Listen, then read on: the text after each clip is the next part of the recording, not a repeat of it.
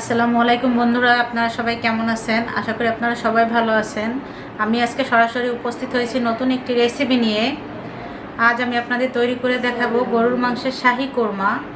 তো চলুন আমরা দেখে আসি গরুর মাংসের শাহি কোরমা তৈরি করতে কি কি উপকরণ লাগবে। আর আপনারা সবাই আমার চ্যানেলটাকে অবশ্যই সাপোর্ট করবেন আর আমার পাশেই থাকবেন।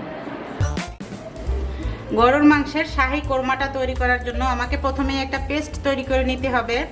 পেস্টটা তৈরি করার জন্য আমি এখানে নিয়েছি হাফ কাপ পরিমাণ পেঁয়াজের বেরেস্তা, 1 টেবিল চামচ নিয়েছি কিশমিশ, 1 টেবিল চামচ নিয়েছি কাজু বাদাম, 1 টেবিল চামচ কাঠবাদাম, 2 টেবিল চামচ নিয়েছি আমি সাদা গোলমরিচ, হাফ কাপ নিয়েছি মিষ্টি দই। আপনারা চাইলে এখানে টক দইটাও ব্যবহার করতে পারবেন।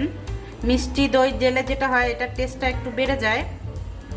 একটা জয়ফলের অর্ধেকটা আমি নিয়ে নিয়েছি আর নিয়েছি কিছুটা জয়ত্রী, এখানে হাফ টেবিল চামচের মতো হবে। তো এই সব কিছু মিলিয়ে আমরা একটা পেস্ট তৈরি করে নিব। তো চলুন আমরা পেস্টটা তৈরি করে নিই। আর ভিডিওটা অবশ্যই না টেনে দেখবেন, স্কিপ করবেন না। যে আমরা পেস্টটা তৈরি করে নিলাম, এখন আমরা চলে যাব সরাসরি রান্নায়। আমি এখানে একটা প্যানে হাফ কাপ পরিমাণ নিয়েছি রান্নার রেগুলার তেল, দিয়ে দিচ্ছি 4 টুকরা দারচিনি, 3টে এলাচ, 8টা দিয়ে দিচ্ছি লবঙ্গ, 2টা দিয়ে দিচ্ছি তেজপাতা। এটা থেকে সুন্দর একটা ফ্লেভার বের হলে আমি 1 কাপ পরিমাণ দিয়ে দিচ্ছি পেঁয়াজ কুচি,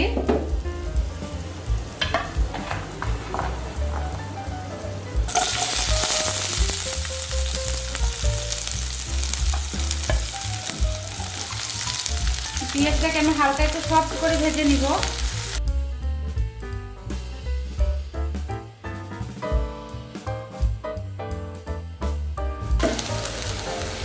পেঁয়াজটা হালকা সফট হয়ে আসার পরে আমি দিয়ে দিচ্ছি 1 টেবিল চামচ আদা বাটা আর 1 টেবিল চামচ রসুন বাটা, আর দিয়ে দিচ্ছি আমি 6 থেকে 7টা কাঁচামরিচ আস্ত। যেহেতু এটা কোরমা, আমরা কোনো লাল মরিচের গুঁড়োটা ব্যবহার করবো না, সেই জন্য আমরা ঝালের জন্য। আর দেখতে পাচ্ছেন যে গোলমরিচের গুঁড়োটাও আমি যখন পেস্টটা তৈরি করেছি একটু বেশি করেই দিয়েছি। আমি হাফ কাপের মতো একটু পানি অ্যাড করে দেবো যাতে করে মশলাটা পুড়ে না যায়।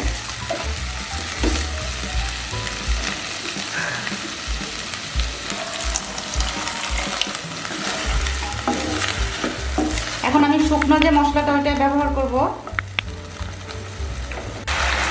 আমি দিয়ে দিচ্ছি জিরা আর ধনিয়ার গুঁড়া 2 টেবিল চামচ পরিমাণ। আপনাদের যদি আলাদা আলাদা হয় সেক্ষেত্রে আপনারা 1 টেবিল চামচ করে ব্যবহার করবেন। দিয়ে দিচ্ছি আমি স্বাদ মতো লবণ। আর যাতে কালারটা একদম সাদা না আসে একটু, এর জন্য খুবই সামান্য পরিমাণে একটু লাল মরিচের গুঁড়ো দিয়ে দিচ্ছি, 1 চিমটি পরিমাণ। এখন আমি মশলাটাকে একটু ভালো করে কষিয়ে নিব।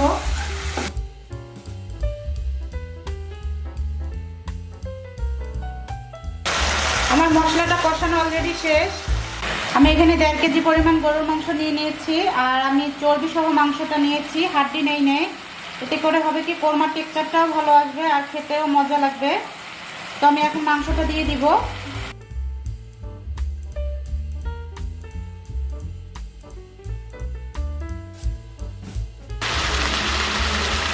মাংসটাকে আমি এখন মশলার সাথে ভালো করে মিশিয়ে 5 মিনিটের মতো কষিয়ে নিব।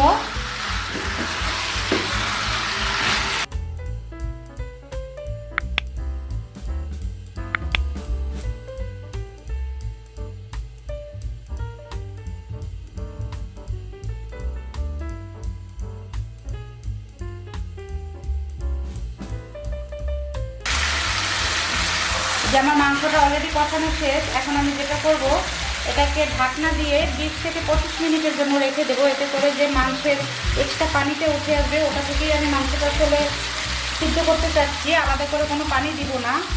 আর এই ফাঁকে মাঝে মাঝে কিন্তু ঢাকনাটা উঠিয়ে নেড়ে দিবেন, নাহলে নিচ থেকে দেখা যাবে মশলাটা পুড়ে যাবে। এতে করে কোরমার স্বাদটাও ভালো আসবে না। তো আমি এখন ঢাকনাটা দিয়ে ফিরে আসছি আমি 25 মিনিট পরে। চুলার আঁচটা থাকবে মিডিয়াম লোতে। ফিরে আসলাম আমি 25 মিনিট পরে। দেখতে পাচ্ছেন যে আমার মাংসটা একদম সুন্দর সফট হয়ে আসছে আর গ্রেভিটাও ঘন হয়ে আসছে। এখন আমরা এই পর্যায়ে আমরা যে পেস্টটা তৈরি করে রেখেছিলাম সেই পেস্টটা দিয়ে দিব।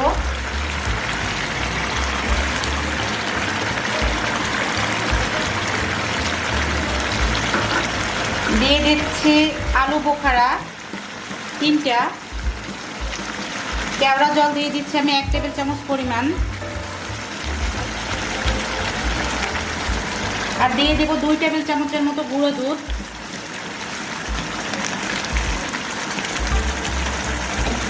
আমি সব কিছু একটু ভালো করে মিশিয়ে নিব।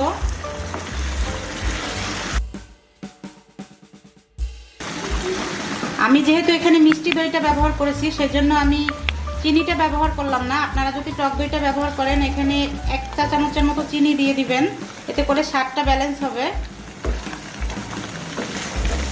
আমি এই সমস্ত মশলা দেওয়ার পরে আমি এখন ঢাকনাটা দিয়ে চুলাটা একদম লোতে করে 5 মিনিট অপেক্ষা করব। ফিরে আসছি 5 মিনিট পরে। যে আমি ফিরে আসলাম 5 মিনিট পরে। দেখতেই পাচ্ছেন যে আমার মাংসটা অলরেডি রান্না ডান।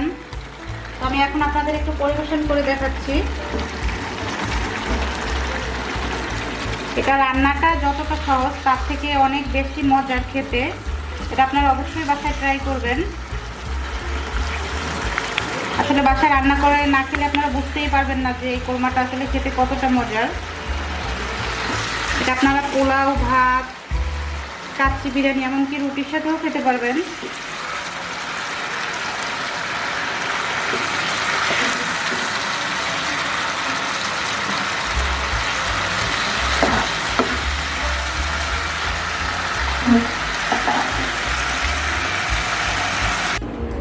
যে আমার বিফ কোরমাটা রান্না শেষ, আমি এখন টেবিলে এটাকে পরিবেশন করছি। এখন হচ্ছে আমার ননদ ঢাকা থেকে আসছে আমাদের বাসায় গেস্ট।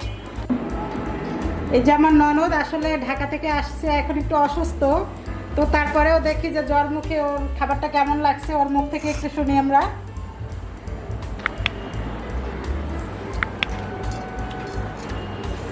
জ্বর মুখে খাবার খেয়েও প্রচণ্ড স্বাদ পাচ্ছি। তাই কোনোভাবেই মনে হচ্ছে না যে আমি অসুস্থ। খাবারের প্রত্যেকটা স্বাদ খুবই অসাধারণ হয়েছে। মশলার প্রত্যেকটা স্পার্ক জিভে ফিল করতে পারছি। তাই আর খাবার পরিবেশন, খাবার দেখতে খুব সুন্দর হয়েছে। ধন্যবাদ আপনাকে। তো এইভাবেই আপনারা আমার সবসময় পাশে থাকবেন, আমাকে সাপোর্ট করবেন, আর লাইক, কমেন্ট, শেয়ার করবেন। সবাই ভালো থাকবেন। দেখা হবে পরবর্তী কোনো নতুন ভিডিওতে। আল্লাহ হাফেজ।